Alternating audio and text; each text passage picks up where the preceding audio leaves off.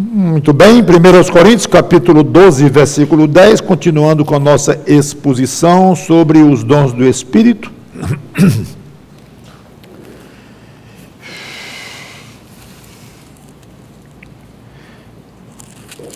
No versículo 10,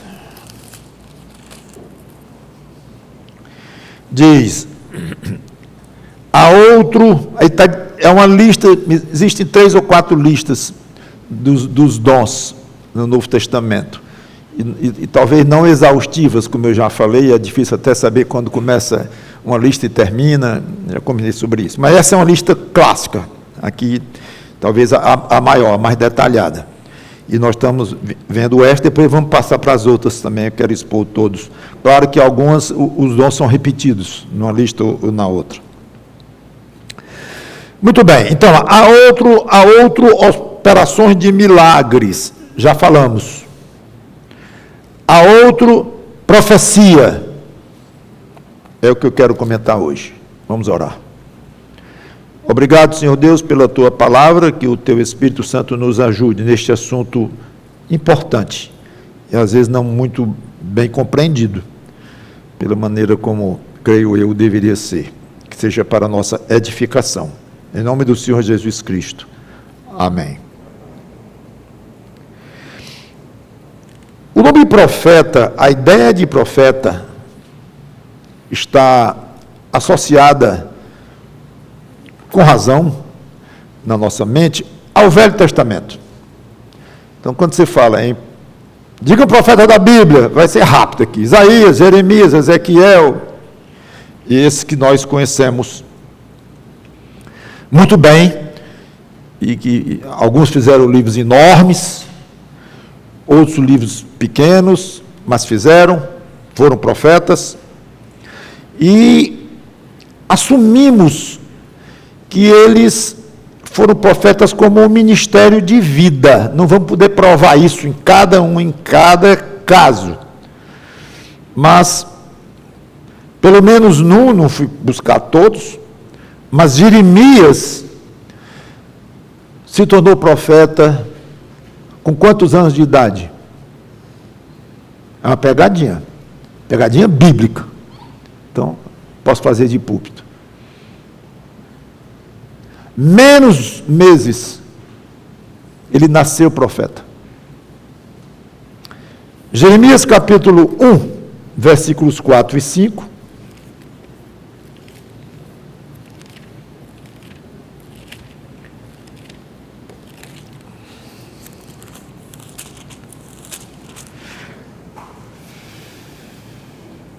Palavras de Jeremias e tal, versículo 2, a ele veio a palavra do Senhor nos dias de Josias e tal, aí vem o 4 que eu quero.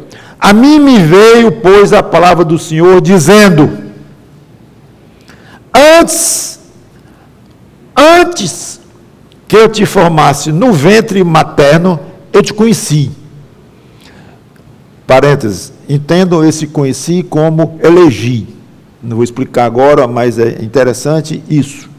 Quando Deus está falando, ou alguém está falando, ou um profeta está falando em termos muito formais e vem o verbo conhecer, tem vários outros significados, mas em certos contextos é elegir. Antes que eu te formasse no ventre materno, eu te conheci. E antes que saísses da madre,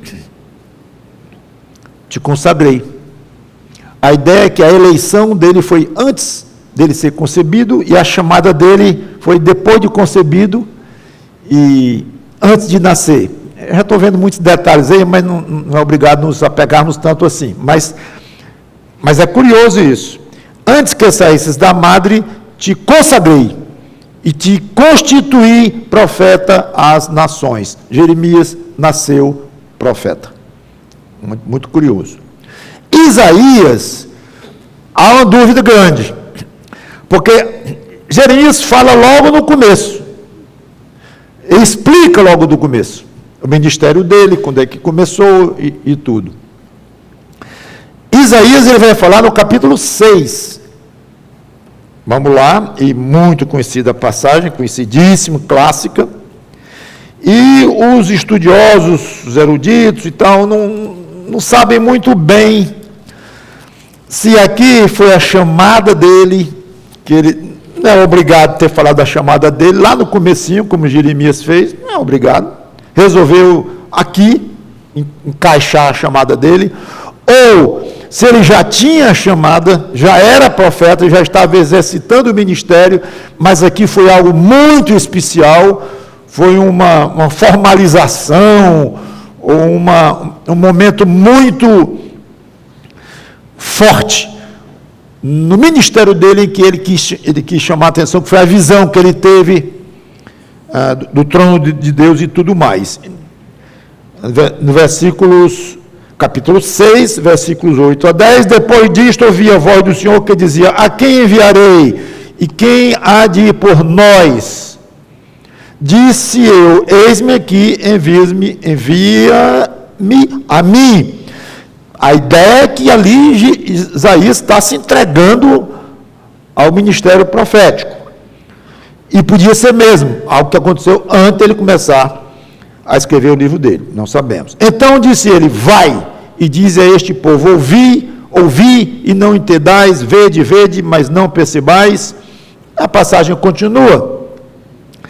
Até o versículo 10, quando Deus diz até qual a missão dele e o que ia acontecer como resultado do ministério dele. Eu fico com pena de Isaías aqui, porque o prognóstico de Deus tinha que ser, claro, honesto, direto, sem rodeios, mas terrível, difícil para quem ia dedicar a vida para um ministério de pregar. O resultado da pregação era: torna insensível o coração deste povo, endurece-lhe os ouvidos, fecha-lhe os olhos, para que não venha ele a ver com os olhos, a ouvir com os ouvidos, e a entender com o coração, e se converta e seja salvo. Pesado. Então vai ser árduo, Isaías, o teu ministério. Então entende-se que Isaías, pelo menos daqui em diante, continuou profeta pelo resto da sua vida. Os outros assumimos que era ou um ministério de vida toda, ou pelo menos uma grande parte da sua vida e do seu trabalho, do seu ministério mesmo, da sua maneira de ganhar a vida, ganhar no sentido de viver profissionalmente a sua vida. Profetas, porque eram assim constituídos. Algumas pessoas no Novo Testamento, agora vamos passar para o Novo Testamento, eram profetas, provavelmente no estilo do Velho Testamento, ou seja, de maneira contínua, como tem um caso, aí eu tiro provavelmente, porque como ministério de vida, João Batista. João Batista nasceu com a missão de ser arauto, profeta e tudo mais. Só que João Batista, a rigor, ele não está no Novo Testamento ainda, né? Ele chegou pertinho, chegou no limite, mas João Batista é um homem veterotestamentário, um homem que viveu no Velho Testamento. Mas naquele limite em que o Messias já estava lá, tanto é que João Batista iria se tornar, e se tornou, o arauto, aquele que indicou: está aí ele, olha, vai passando aí, o Filho de Deus. Então foi aquela transição, mas não era um homem do Novo Testamento, tanto que morreu antes de Jesus iniciar a sua igreja. Tem um homem chamado Ágabo, que ele é identificado como um profeta, dando a entender que talvez fosse um profeta de ministério, algo de vida. Atos capítulo 21, 9 e 10, fala, embora sem muitos detalhes, e 4 mulheres profetizas no Novo Testamento. Ainda dá o nome do pai delas, o evangelista Filipe. Está lá em Atos capítulo 21, versículo 9 e 10. 8. No dia seguinte partimos e fomos para Cesareia, e entrando na casa de Filipe, o evangelista, que era um dos sete, aqueles indicados lá em Atos 6, que consideramos que tenham sido os primeiros diáconos, embora a palavra não seja nem lá. Mas o evangelista, que era um dos sete, ficamos com ele. Tinha este 4 filhas donzelas que profetizavam. Assim foram identificadas. Demorando-nos ali, desceu da Judéia um profeta chamado Ágabo. Aqui, outro. E ele é citado uma segunda vez ainda também. Andando mais à frente um pouco, além deles, houve crentes que recebiam durante o culto o dom de profetizar. Mas aparentemente não eram profetas no sentido que falamos, profetas de uma missão, de serem continuamente e pela vida profetas.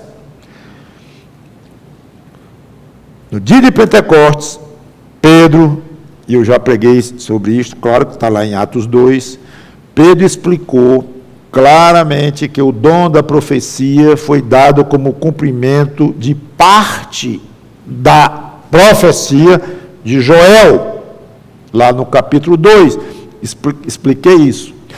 Ali Pedro está dizendo, nós estamos vendo aqui esses homens falando em outras línguas e tal, e profetizando e tudo, isso é cumprimento do que foi previsto.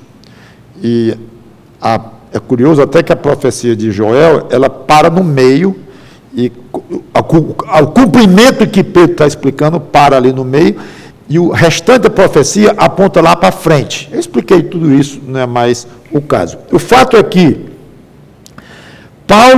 Pedro ensina aqui agora que iam receber dons de línguas, de profecia, muitas pessoas. Ele fala, vossos filhos, vossas filhas terão visões, profetizarão. Então, dando a ideia de algo mais diluído, com mais pessoas fazendo isso, porém, de uma maneira menos intensa, é a ideia que dá. Não mais alguém escolhido para ser profeta, como no sentido que eu venho falando. Então, 1 Coríntios capítulo 14, é onde é a passagem que melhor explica isso que nós estamos tentando colocar aqui. O que é? Eu estou tentando mostrar para vocês como é que devemos entender o dom da profecia como um dom, entre vários outros, do Espírito Santo, que Deus fez derramar sobre aquela geração, ou aquela época, que entendemos até que foi até o final do primeiro século. Então, é algo diferente do que nós estamos acostumados a pensar em termos de Isaías.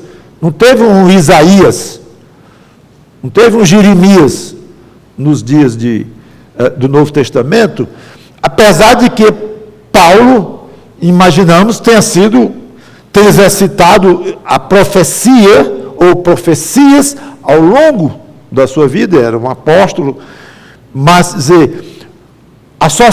nós não associamos Paulo como um profeta. Quem foi Paulo? Um profeta. Quem foi Isaías? Um profeta. Jeremias? Um profeta. Paulo? Um profeta. Só que do Novo Testamento. Nós não associamos assim. É curioso isso. Não, Paulo é um grande evangelista, plantador de igrejas, que Cristo usou para levar as boas novas da salvação, junto com outros e tal, mas ele o principal. Mas ele era um profeta? Era. Falava, profecias, tudo, falava. Mas deixemos de lado pessoas como Paulo e vamos para crentes como nós. E como muitos hoje comentam e acham que há profetas entre nós, como havia profetas entre eles naquela época. Acho que poucos aqui vão ter a ousadia de dizer, eu sou um Paulo. Não é que eu sou o Paulo, mas eu sou um tipo Paulo. Eu fui chamado fora de tempo e tal, mas sou um Paulo, eu tenho o tamanho de um Paulo. Ninguém fala isso. Né? Fala, até que eu sou Jesus Cristo, né? Mas o caminho deles já está mais ou menos estabelecido, pessoas assim. Mas igrejas, muitas, embora pessoas lá que se identificam, não se identificam como um Paulo, como um Pedro, mas como profetas, sim, se identificam. E são reconhecidos, muitos entre eles. E estamos tentando ver a razoabilidade disto. E por que nós não cremos nisto? Então, 1 Coríntios 14, 23. Se, pois, toda a igreja se reunir no mesmo lugar e todos se puserem a falar em outras línguas, no caso de entrarem indoutos ou incrédulos, não dirão porventura que estáis loucos? Porém, se todos profetizarem e entrar algum incrédulo ou indouto, ele por todos convencido e por todos julgados. Tornam-se-lhe manifestos os segredos do coração, e assim, prostrando-se com a face em terra, adorará a Deus, testemunhando que Deus está, de fato, no vosso meio. Que fazer, pois, irmãos? Quando vos reunis, um tem salmo, aí começa a falar de dons, de formas de dons, que o Espírito Santo dava, entregava ali. Um tem salmo, outro doutrina, este traz revelação, aquele outra língua, olha os dons aí. E ainda outro, interpretação, outro dom. Seja tudo feito para edificação. No caso de alguém falar em outra língua, que não sejam mais do que 2 ou 3, quando muito 3, e isto sucessivamente, e haja quem interprete. Mas não havendo intérprete, fique calado na igreja, falando consigo mesmo e com Deus. Tratando-se de profetas, fale apenas 2 ou 3 e os outros julguem. Você vê que é muito diferente de Jeremias, de Isaías, perante o povo, ou de maneira altamente formal, emitir profecias, uma atrás da outra, longas e complexas, registrando, como um ministério de vida, a gente vê um peso diferente. Não é que a qualidade seja diferente, porque profecia vem do Espírito Santo. Então, se alguém se levantasse ali e falasse uma frase e sentasse, era algo de tanta qualidade quanto um capítulo inteiro enorme de Isaías.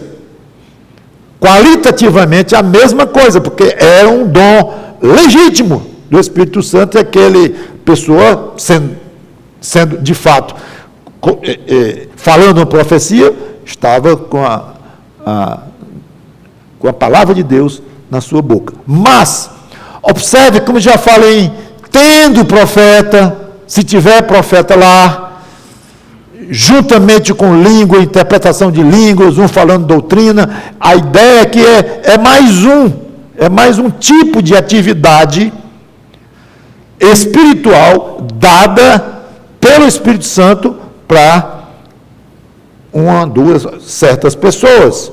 Tratando-se de profetas, fale apenas 2 ou 3. E os outros julguem.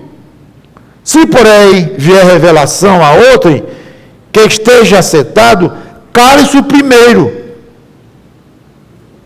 Curioso isso. Então o profeta levanta, fala, mas aí um outro recebeu uma profecia também e levanta. O primeiro vai ter que calar a boca. Senta. Aí o outro falava. Depois o terceiro recebia uma profecia, levantava, e o primeiro já estava sentado, o segundo agora senta. Então, você vê que são orientações para um culto, ou para cultos na igreja, e para exercícios espirituais ali dentro. Não um exercício contínua ministerial, pessoal, de ser um profeta ou uma profetisa. Então, esse dom, até onde nós podemos ver, estou sempre colocando isso, porque são coisas muito misteriosas e não muito explicadas a ponto de estabelecermos detalhes, mas até onde a gente pode ver, era um dom que tornava o portador, ou aquele que tinha esse dom, um porta-voz de Deus, com revelações, exortação, repreensões, predições sobre o futuro, tudo que uma profecia verdadeira continha.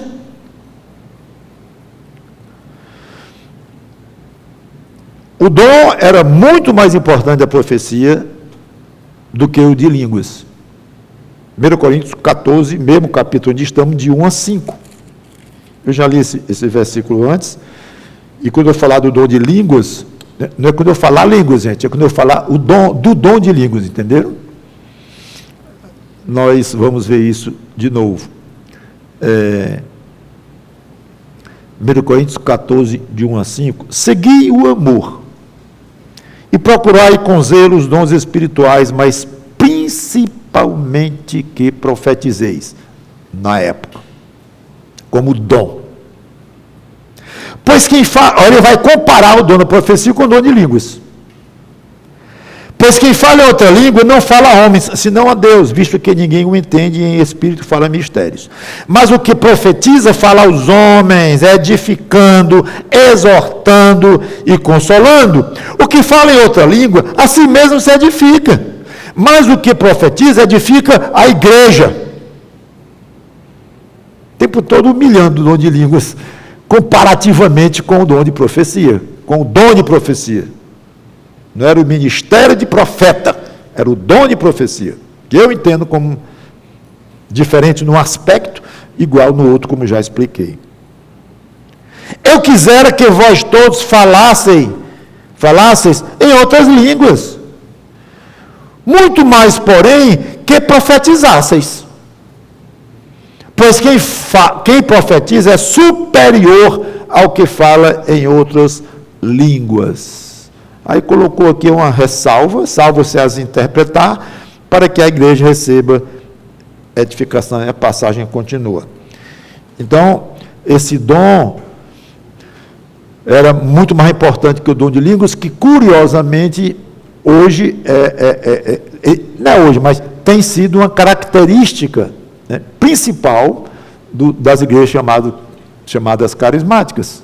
Né? Se enfatiza muito, muito o dom de línguas, embora tenha lá também, seja exercido o dom de profecia e muitos outros. Praticamente os que a Bíblia comenta, como milagres e curas e coisas desse tipo.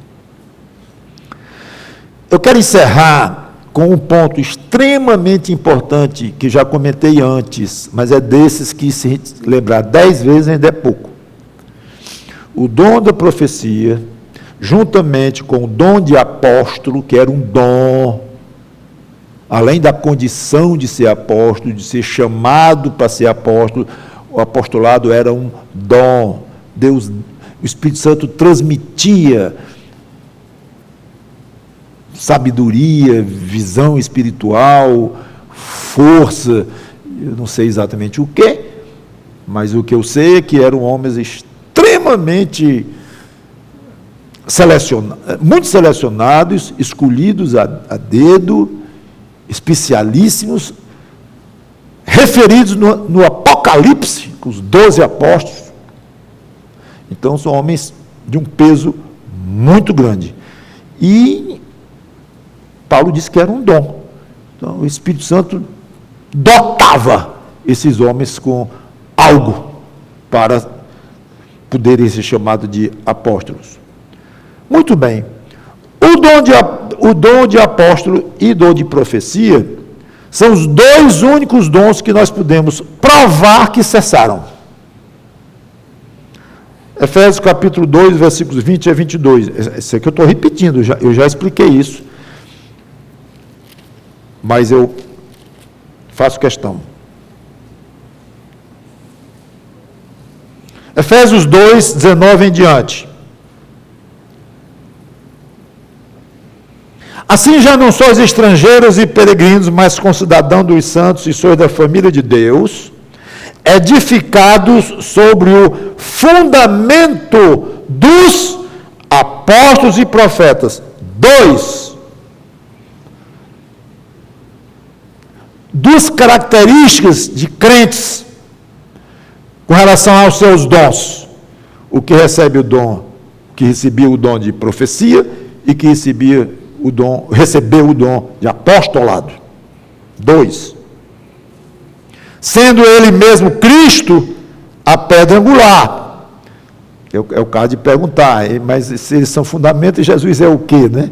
Então ele me chamou de pedra angular, que era uma pedra que era perfeitamente como um paralelepípedo, que tinha um ângulo de 90 graus, e que ela era usada para dar partida à construção, para a construção não sair torta. A não ser que a construção fosse torta mesmo, de propósito, o arquiteto bolou assim. Mas com a construção que a maioria é com ângulos retos, como se chama, né, qual é a base naquela época? Então procura uma pedra perfeitamente em ângulo reto, 90 graus, e coloca ali, e dali vai dar partida para a construção. Aqui Jesus é chamado, e não só aqui, mas de pedra angular. Ele é o rumo. Foi como Paulo criou essa figura. Mas, sem dúvida, fundamento, alicerce, apóstolos e profetas. Primeiro, os apóstolos morreram todos. Então, esse é fácil. Não tem um apóstolo aqui, nenhum deles 12 com 2.000 anos de idade. Bom. Mas tem profetas que passou de um para o outro. Então a gente não pode provar que os profetas que tinham o dom também morreram cada um na sua época e encerrou. Não podemos provar desta forma, mas podemos provar com a figura de fundamento, de alicerce, porque Paulo continua. Pastor, o senhor não está levando longe demais, não? Porque uma figura, uma metáfora, ela tem a sua utilidade, mas ela tem limites. Às vezes se constrói, mestres, professores ruins da palavra, e constrói doutrinas e ensinos em cima de figuras, porque vai longe. Mas a figura é bíblica, a metáfora é correta, está nas Escrituras. Mas tem limite. Toda metáfora, toda figura, toda ilustração tem limite. Mas onde é que termina o limite? Aí muitas vezes os mais criativos aí vão longe dessa figura que já passou muito do que se quis dizer, eu sou a porta. Então vamos procurar ver em Jesus o que é o trinco. Para a gente dizer, será o corpo dele, o nariz dele é o trinco? Ou será a personalidade dele, o que é o trinco? O que é madeira a porta? De que era? E a espessura da porta, a espessura, a largueza da pessoa de Cristo. Né? Para com isso. Jesus é a porta, porque é o acesso, ponto. Abre e fecha, quando abre a pessoa passa, quando fecha ninguém passa. É a porta, é uma figura. Pois, isso parece meio brincadeira que eu estou dizendo, pois vamos estudar. Alguns chamados pais da igreja, do primeiro século, segundo século, terceiro século, podem ir atrás, eram desse jeito, e o longe, entrando no ridículo, como é que pode um negócio desse? Mas era. Havia, durante muitos anos, uma pregação, ele tinha que ter 4 partes. Uma parte só era a exegese do texto, que era explicar o que o texto ensinava. Tinha mais outros e outros. Uma delas era a aplicação espiritual. O pobre do pregador ele tinha que arranjar um jeito de dizer, isso aqui significa isso, e forçando tudo. Lutero começou a se revoltar, quando disse, não, ele chegou a fazer isso ainda no começo do ministério dele, mas aí viu, isso aqui não tem sentido nenhum, isso aqui. E ele então se chateou, não tem mais para mim, onde está fazendo aplicação o tempo todo, que não existe, encontrando um sentido meio escondido, espiritual, por trás das palavras literais. Para com isso. Curioso essas coisas. Então, fundamento dos apóstolos e dos profetas. Ficou lá. E Paulo então continua, como eu estou dizendo. Edificados sobre o fundamento dos apóstolos, isso eu já li, 21, no qual todo o edifício, ele continua com a figura, ele podia ter deixado já a figura lá de um prédio, mas ele continua com a figura, ele vai mais longe. No qual todo o edifício bem ajustado, pensando na pedra angular, ajuste era com a pedra angular, fundamento era para receber a carga do peso da construção, no qual todo o edifício bem ajustado, bem regulado, cresce para santuário dedicado ao Senhor. E Paulo continua ainda com a ilustração, no qual também vós, juntamente, estáis sendo edificados para a habitação de Deus no Espírito. Muito interessante. A igreja era um edifício que estava sendo edificado, estava em construção, e o alicerce desse edifício, apóstolos e profetas.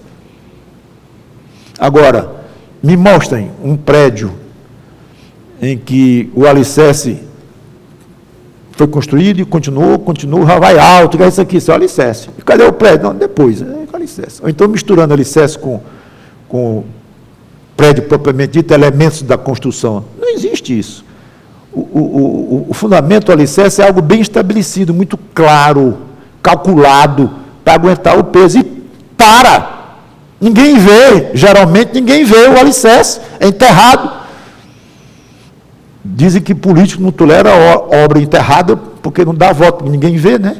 Vias subterrâneas e valas, essas coisas, não toleram, porque ninguém vê.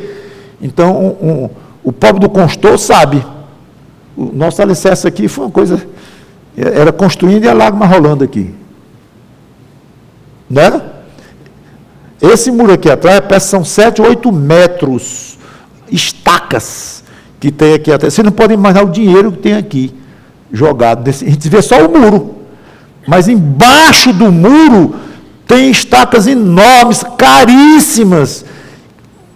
Mas, Ricardo, não dá, vai cair, o muro vai cair, não adianta. Então, alicerce, ninguém vê, mas está lá. Aí fizemos um muro em cima. Esses aqui, tudo, e era um terreno difícil, de areia, dunas e tal, complicado. O alicerce, cadê o alicerce? Alguém está vendo? Enterrado. Então, profetas foram alicerces. Não existem mais profetas hoje. Nem como o ministério de Jeremias, nem como João Batista, nem como Ágabo, nem as filhas de Filipe o evangelista, nem como dom espiritual, porque ficou lá. E Paulo já usa quase como passado, hein? Quase como passado. E ele próprio era um. Mas porque já estava terminando o alicerce. Imaginamos que o alicerce tenha sido plantado ali, enquanto se constitui a igreja fundamentalmente, inclusive o próprio Novo Testamento sendo ainda produzido, alicerce. Aí depois veio o que nós chamamos de superestrutura, a parte da construção propriamente dita. Há um pensamento, que eu não concordo de jeito nenhum, é que, não, mas qualquer um que prega a palavra de Deus é um profeta. Agora acabou tudo mesmo. Então, aí não tem nem o que dizer com uma conclusão dessa. Não é a palavra de Deus? É. Não é a profecia de Isaías? É. Então, se alguém levantar e ler a profecia de Isaías, é um profeta. Diga, bom, então você vai declamar uma poesia de Olavo Bilac, você é Olavo Bilac. Ora, ou tem a mesma qualidade dele, ou de um grande compositor, autor. Paciência, você está lendo a obra do outro. Aqui você está lendo uma obra que é a palavra de Deus. Mas você está reproduzindo apenas, e pregando, e interpretando, e olhar, se não vai interpretar errado. Né? Então, pensem assim, profeta Quer aprender de profecia? Aqui.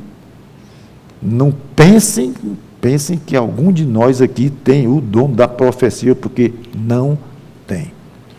Aí, já ia encerrar, aí me vem a pergunta na mente. Pastor, mas Deus ainda pode dar profecia para alguém? Lá vem a pergunta. Deus pode fazer esta cadeira virar um canário. Deus pode fazer essa cadeira virar um canário? Pode. O senhor acha que Deus vai fazer essa cadeira virar um canário? Não. É isso, gente. Então esqueça essa pergunta de Deus pode. Deus pode. Claro que Deus pode, mas Deus quer. E Ele vê algo positivo, edificante, é outra coisa completamente diferente. Então, em suma, profecia é um dom, um ministério, depois um dom que já passou. Vamos orar. Obrigado, Senhor Deus, pela Tua palavra, que o Teu Espírito Santo nos ajude ao interpretar, ao ver, ao aprender essas coisas e tenhamos cuidado na hora de ensinar, deixando claro que o nosso entendimento é parcial, ele é incompleto, mas temos a obrigação de ensinar, então que coloquemos essas ressalvas com responsabilidade. Em nome do Senhor Jesus Cristo, te pedimos e agradecemos. Amém.